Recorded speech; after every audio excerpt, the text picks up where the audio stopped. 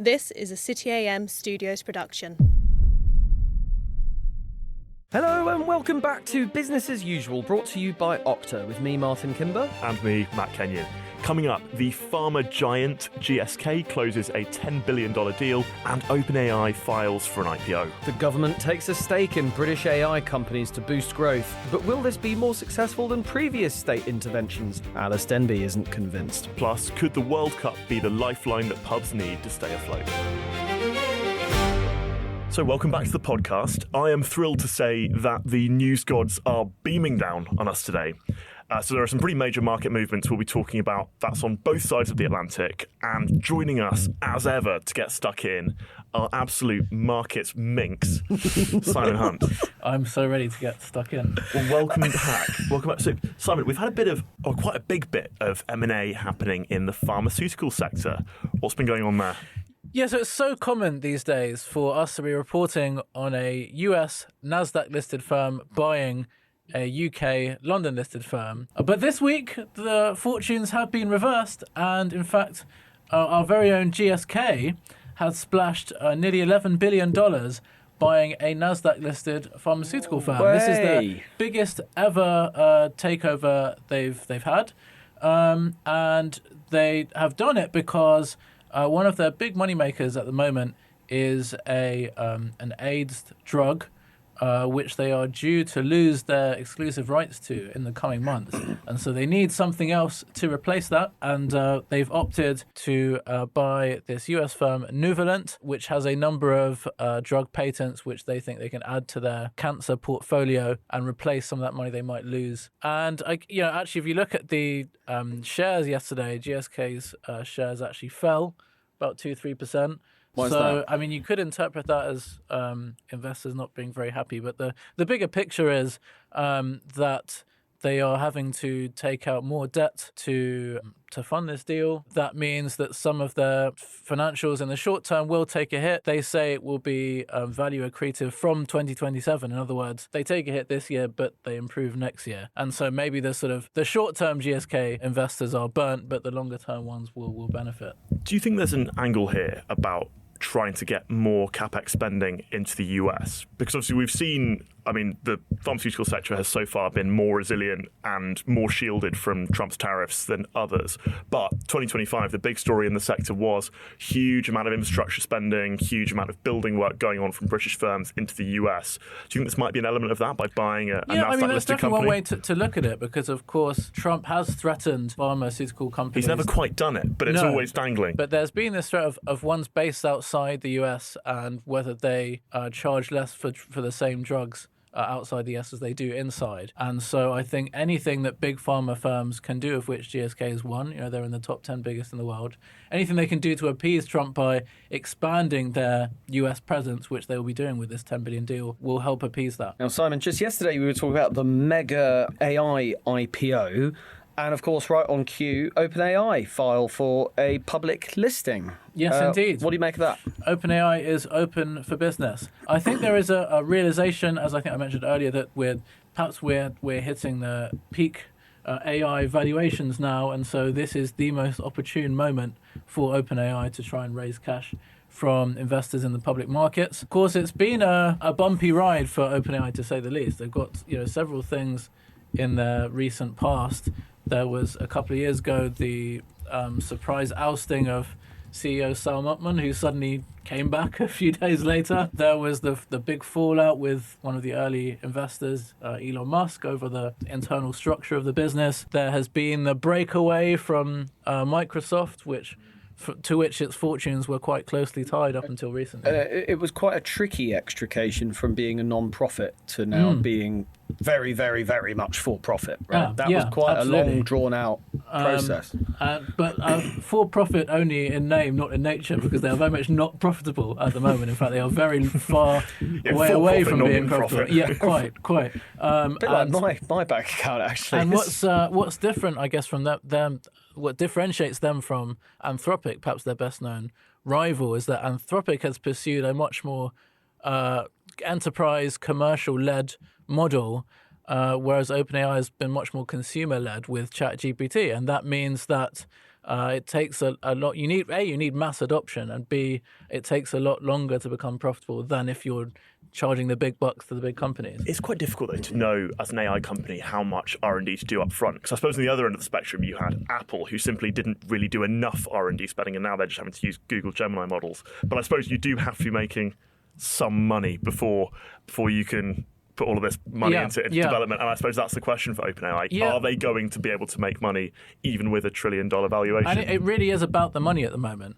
There was a paper that Anthropic put out recently where they effectively said our models are so capable now, they learn so fast, that the only ceiling to their power is compute power. It's just how much they spend on data centers. So unless OpenAI can raise as much money as it needs to build those data centers, then its growth will be limited to that effect. And still, OpenAI is commonly criticised for spending way too much on compute, on data centers and stuff like that, and not seeing a return. So, well, indeed, and the counter argument is actually, is it all about compute? Because if you can come up with a new model that is twice as efficient, well, DeepSeek did that for a day or two. The markets fell out of bed on that. Yeah. One more thing, Simon. So, why is it that Palantir is getting ready for a legal bust-up with the Mayor of London, Sadiq Khan? So this relates to a deal that the Metropolitan Police was working on with Palantir, where it would insert itself into Met systems. But Sadiq Khan said, no, none of that, thank you very much. And he effectively vetoed the deal that Palantir had been working on. So it was a £50 million contract. That's so right. Pretty big. And Sadiq Khan said, I'm doing this because I don't agree with the ethics of Palantir, whatever that means. It was a bit vague. But when people object to Palantir being used in the NHS or being used in public services such as the police, they object, but they don't tend to name specific things, like you've just said about ethics and stuff. It's quite vague stuff. Yeah, I mean, and to be honest, I think it's a lot about just the sort of mood of the general public rather than a kind of specific allegation that the mayor has. It's funny, he's doing this at the same time as writing to Anthropic and saying, please come and move your headquarters to London. So, there are some tech firms that if they're popular, Sadiq Khan will welcome them with open arms. If they're unpopular, he'll try and get in their way. So, it does feel like it's a bit of a popularity contest. It's a real area of public discourse that never quite moved on from the coalition era. This idea that private-public sector partnerships are, to some extent, a kind of privatization of the state. And it does feel like that's one aspect of it. I also feel like sort of the Palantir involvement in military contracts is a massive PR problem in light of the last couple of years. Peter Thiel is a big lightning rod to this, and I don't know. In my opinion, it's starting to veer into the space of conspiracy theories because people aren't actually naming anything in particular that they don't like the look of. Yeah, I mean, there is the sort of the specifics of Palantir, and there is perhaps a broader, more legitimate debate to be had about the role of foreign companies in UK government contracts and whether the UK is increasing its reliance or perhaps developing an over-reliance on foreign companies. I mean, certainly, if you look at UK government procurement over the past decade in tech, virtually every contract seems to go to a US firm. It will be Palantir, it will be IBM, it will be Amazon or Oracle. Or Starlink. Yeah, and so there is a question about, is the way the government procures contracts a bit blinkered by the might of these massive US companies, and sometimes should we try and pick a one that's a bit closer to home? But at the same time, I do wonder whether Palantir are doing themselves any favours in terms of their own image. I mean, certainly the UK CEO, Louis Mosley, is doing a lot online at the moment to try and counter some of those narratives, some of those conspiracy theories. But at the same time, if I'm being brutally honest, I don't really understand why, if you are the grandson of Oswald Mosley and you're trying to restore trust of the public with Palantir, why you would have as your profile picture yourself wearing a black shirt. That, I think, is problematic, to say the least. I think we ask the big questions here. Yeah. And that's a big question. I mean, if he wants PR advice from me, I would say, change your shirt, mate. It might He's help. also very welcome on the show. Yeah. Very, very welcome. Simon, thank you very much. I think that's all we have time for. I'm sure we'll be picking up a lot of these themes later. And actually, we will be talking again about that difficult relationship between big companies and the UK government coming after the break. Simon, thank you very much. Thank you. This episode is brought to you by Okta. AI agents are everywhere now, quietly making decisions across organisations. That's great until you stop and think, who's in charge? If you don't know who an agent is, what it's connected to, or what it's allowed to do, you can't really trust it to act in your interests. That's the bit Okta focuses on. They secure the identity of AI agents, so there's one clear layer of control across the whole system. Which means every agent has a clear identity, permissions, and a line of accountability, even as things scale. Risk becomes something you manage, not guess at. Secure every agent, secure any agent. Okta secures AI. Welcome back to Business as Usual. Now for a story that hasn't been getting as much attention as it should be. The government is embarking on a spree of investments in private AI companies as part of an effort to boost economic growth, using its £500 million AI investment fund to bet on Britain, thereby supporting local businesses and hopefully making a tidy profit off the back.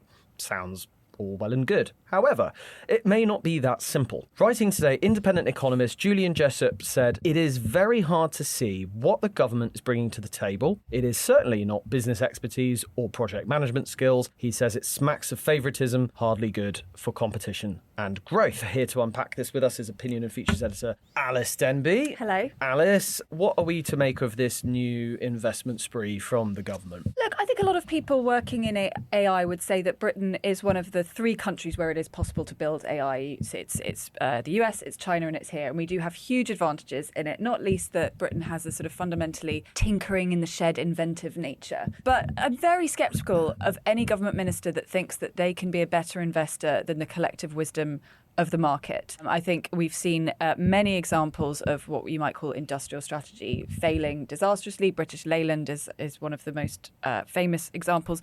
But there's even an aspect of the Horizon Post Office scandal that comes down to government procurement. The government invested a lot of money in computers in the 70s. They were uncompetitive. So the British government became the biggest customer of its own computer company. Ultimately, this is a complicated story, but ultimately it got taken over by Fujitsu and it led to the post office scandal. So there's a very dubious history to industrial strategy, and 500 million is peanuts when you're talking about AI investment. Yeah.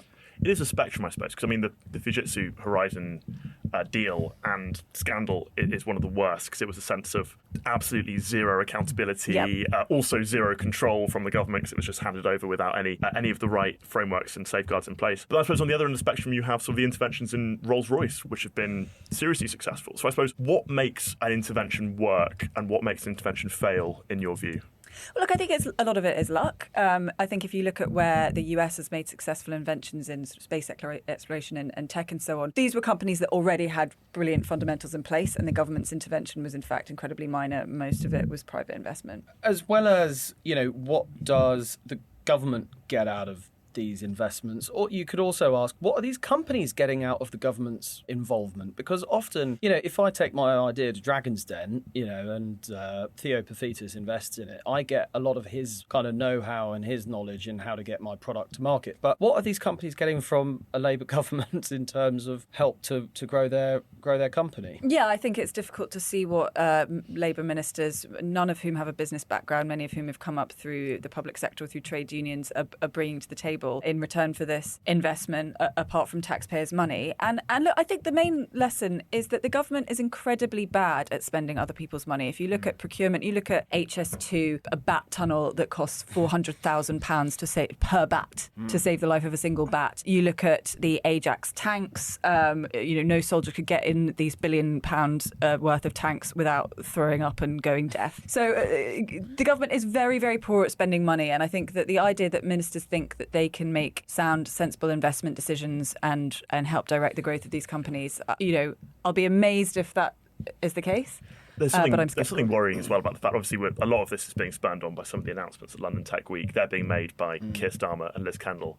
There is absolutely no guarantee at all that they will still be in office come August. So I'd be very nervous if I was an AI company at the moment making any deals, taking any assurances from a government which might just swing to be quite, I suppose, spiritually anti-AI. Like, there's no nothing about the soft left of the Labour Party screams sort of Frontier tech. Anglo-futurism to me. Yeah, absolutely.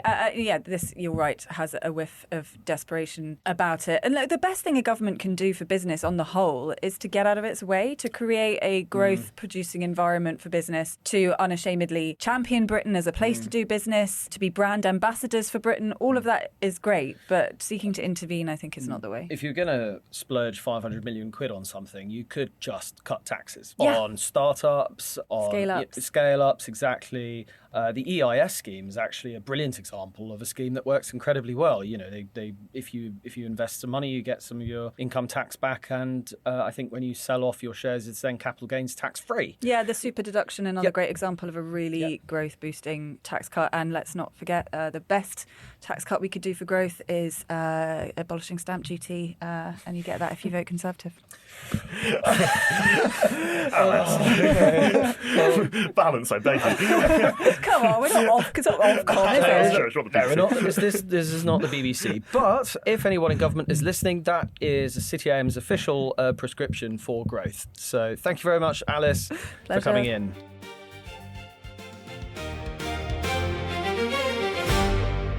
And finally, if you have listened to even one previous episode of this podcast, you'll know that this has been a particularly rough year for hospitality businesses all around the country. But pub bosses are hoping that the World Cup will give a bit of a boost that might offer a reprieve from rising employment taxes, energy costs, and business rates.